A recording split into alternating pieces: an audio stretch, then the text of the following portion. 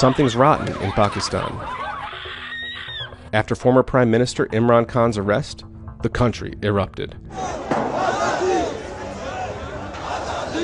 Pakistani police responded by arresting thousands of protesters, often violently. They also conducted a widespread crackdown on Khan's party by arresting its leaders, including these 3 former cabinet-level officials, and even workers down at the local level. Journalists and commentators were also arrested. And it's not just police. The Pakistan Telecommunications Authority restricted social media and internet access. But why is this turmoil happening? And what are the deeper forces at play in the confrontation between Khan, the most popular politician in Pakistan, and the country's political establishment? अगर इमरान खान को रिहा न करते, तो हम जब तक हमारे जिस्म में खून का आखिरी कतरा हम खान साहब के लिए बहाते।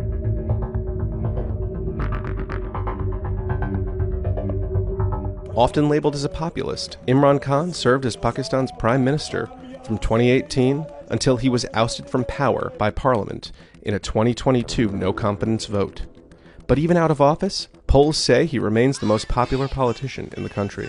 अपनी जान देंगे इस खान के लिए क्योंकि ये मेरा जंग लड़ा है, मेरे बच्चों का जंग लड़ा है। To understand why, you need to understand how Pakistan works. Ever since Pakistan's founding in 1947, power has mostly been shared between 3 entities.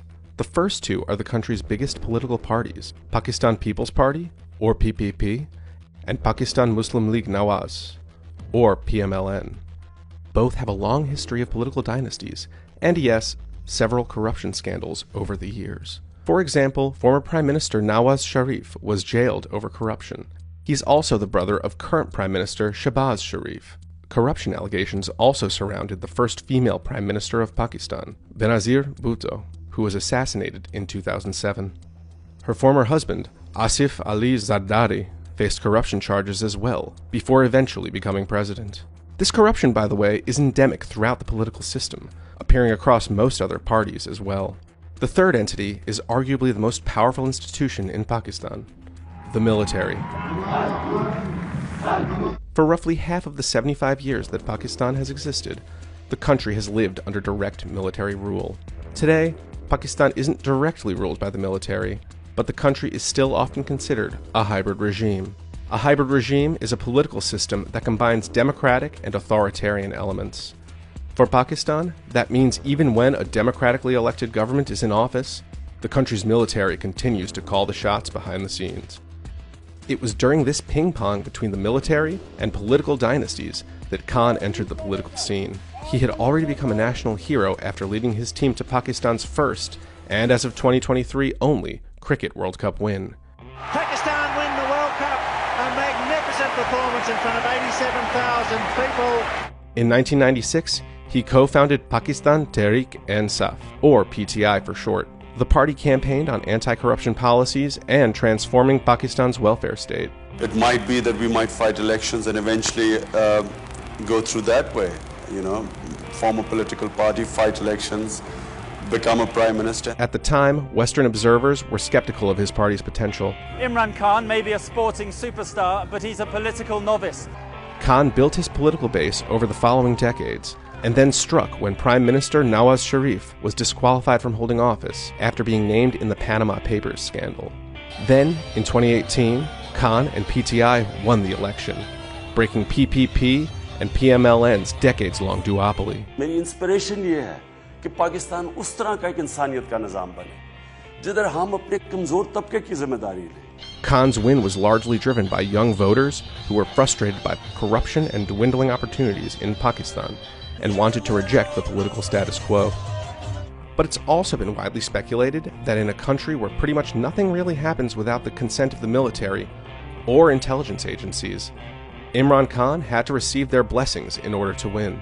Some accused PTI of pre-election manipulation, like alleged backroom deals with politicians from PMLN, to get them to either switch parties to PTI or go independent.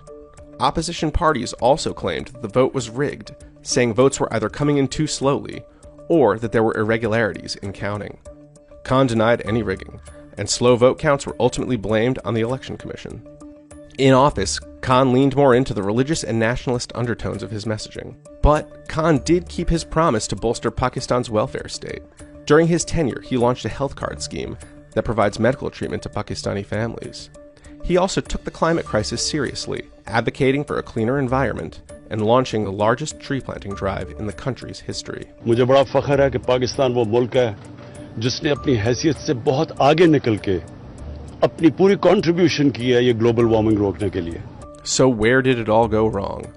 Khan faced multiple crises with fluctuating public support, a struggling economy, conflict in Kashmir, heightening tensions with neighboring India, and most of all, COVID-19.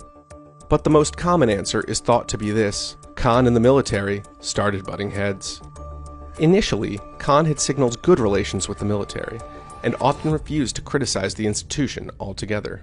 But cracks soon started showing. Khan and the military clashed in particular when it came to foreign policy. He had long been critical of the United States and its role in both Pakistan and the surrounding region. All these operations make no sense. These drone attacks, what are the benefits of drone attacks? And what is the damage done in increased hatred against the US, anti-Americanism? This is madness what we are doing. Not only is the US losing the war in Afghanistan, Pakistan, as I said, is committing suicide. Pakistan's military, by the way, had many of these same issues with the United States, but they also disapproved of Khan's tendency to air these grievances publicly. See, the US has historically helped fund the Pakistani military, providing billions of dollars from the Cold War to more recent counterterrorism efforts. But Washington cut that money during the Trump era, around the same time that Khan's new government came into power, and the military was trying to salvage relations between the two countries. Then, after the US's 2021 withdrawal from Afghanistan, Khan said this: not something the Americans would have been fond of. The former prime minister continued to defy the foreign policy of both the United States and seemingly Pakistan's military establishment. For example, Khan held this meeting with Vladimir Putin to secure a deal on wheat and natural gas imports, mere hours after Russia invaded Ukraine. Then, when diplomats from 22 nations asked Khan to condemn Russia over the invasion, he had this to say: हम आपके सामने क्या हैं? क्या हम कोई गुलाम हैं कि जो आप कहेंगे हम कर लें? Khan advocated for Pakistan to stay neutral in Russia's war. But then, the military's top official publicly contradicted the prime minister, condemning Moscow for the invasion. Khan and the military had already had a falling out over senior military appointments, and the army's growing frustration over how PTI was governing the country. In April 2022, it all came crashing down for Khan. His party had lost support of both coalition allies in parliament and the military, amid accusations that he had mishandled both Pakistan's foreign policy and faltering economy. And so Parliament removed him from power through a no-confidence vote brought forward by the opposition alliance. Khan alleges that the opposition orchestrated the no-confidence vote at the behest of the Pakistani military and the United States. While it's widely speculated that the military was behind Khan's removal, both Islamabad and Washington have denied the accusation. Ever since he was ousted, Khan's been fighting more than 100 allegations, including corruption, treason, and even terrorism. Khan denies all these claims, saying that they're politically motivated. Khan's been calling for early elections. Reports suggest that there's a good chance his party could sweep the vote. In November 2022, during a rally, Khan survived an assassination attempt.